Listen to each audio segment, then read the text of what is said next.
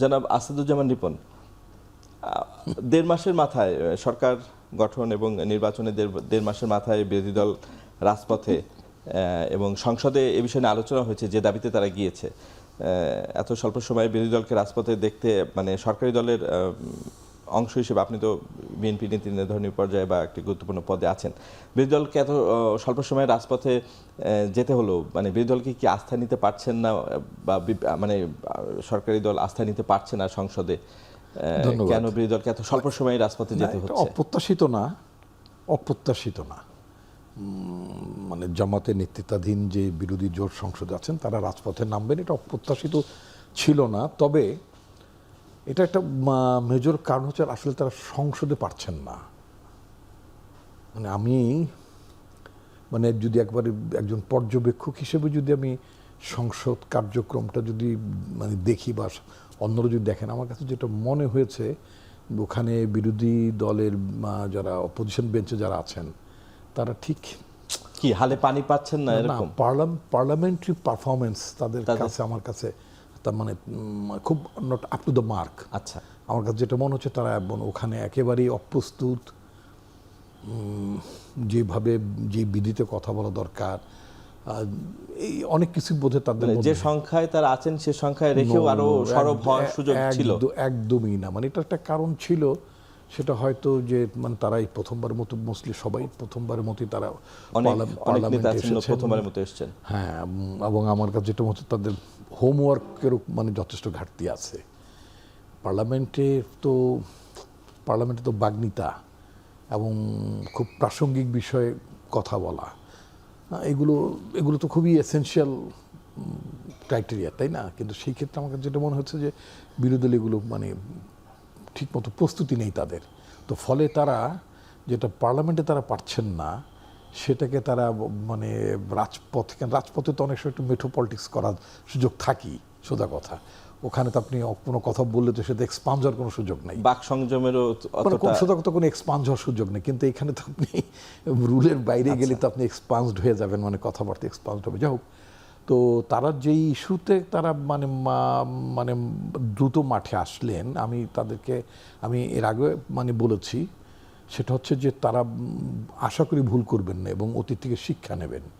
শিক্ষাটা আমি যদি বলি, মনে করেন আপনার বাংলাদেশে এই যে তত্ত্বাবধায়ক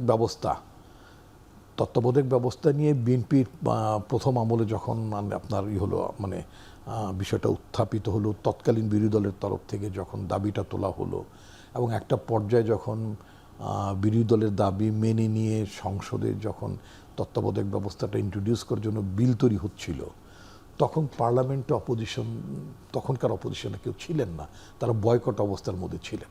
ফলে যেটা হলো, তখন বিএনপির আইন প্রণেতা যারা পার্লামেন্টে ছিলেন, বলা যেত অনেকটা একতরফা, সিঙ্গেল ইনপুট।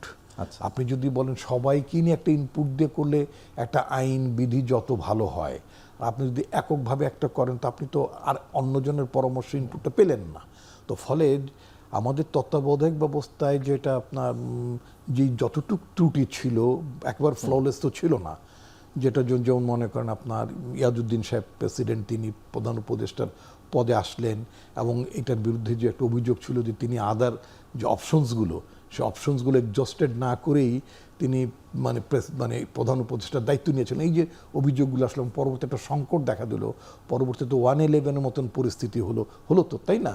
তো এই ধরনের পরিস্থিতিটা আমার কাছে যেটা মনে হয়েছে, যদি তৎকালীন সময় যদি বিরোধী দল যদি পার্লামেন্টে থেকে তারা যদি তত্ত্বাবধায়ক ব্যবস্থা একটা খুব রিফাইনমেন্টের দিকে যদি তারা কন্ট্রিবিউট করতে পারতেন, তাহলে দেশ উপকৃত হতো, তাই না? তো সেটা তো হয়নি। আমরা তো একটা অচল অবস্থার মধ্যে চলে গেলাম। যে শিক্ষাটা নিতে বলছিলেন, আমি ওইটাই বলতে চাচ্ছি যে এখন যদি তারা রাজপথের দিকে বেশি ফোকাস থাকে তাদের, এবং মনে করেন রাজপথই সরকার, তাহলে কি দেশ বঞ্চিত হবে? তাহলে যেটা হবে সেটা হচ্ছে যে বিএনপি তো বলেছে যে সবাইকে নিয়ে তারা একটা সংবিধান সংস্কার করার জন্য তারা একটা কমিটি করতে চান, একটা অল পার্টি কমিশন করতে চান। কমিটি করতে চান। তো সেখানে এবং তারা যদি সেখানে অংশ নেন এবং তারা তাদের মতামত তুলে ধরেন, যেই চাওয়াগুলো আপনার জুলাই ঘোষণায় ছিল, যে চাওয়াগুলো তারা দেখতে চান, সেগুলো তো আপনার ওই কমিটির মিটিংয়ের মধ্যে আলোচনা করেই আনতে চায়। বিএনপি তো বলেছে যে তারা জুলাইয়ের এভরি ডিসকাশনগুলো, প্রতিটি দাবি যেটা সংস্কার কমিশনের সাথে বিএনপির আলোচনায় তারা যে বিষয়গুলোতে একমত হয়েছিলেন, তা থেকে তো তারা চুল পরিমাণও সরতে চান না। তো যেহেতু লক্ষ্য যদি আমার থাকে সংস্কার, লক্ষ্য যদি থাকে সংবিধানের মানে আপনার কি বলে এটাকে ডেমোক্রেটাইজ করার যদি টার্গেটটা থাকে, এবং আমরা সবাই যদি চাই যে আমাদের রাষ্ট্রটা গণতান্ত্রিক থাকবে, আমাদের সরকার জবাবদিহিমূলক হবে, তাই না? তো এই চাওয়া তো সবারই চাওয়া, এবং সরকারি দলও তো বলছে না যে না আমরা অ্যাকাউন্টেবল হতে চাই। আপনি মানে আর কেউ সংসদে ফোকাস করতে বলছেন আর কি? একটু না, আমি বলতে চাই যে parliamentary issue should be discussed, should be debated in the parliament. ধন্যবাদ।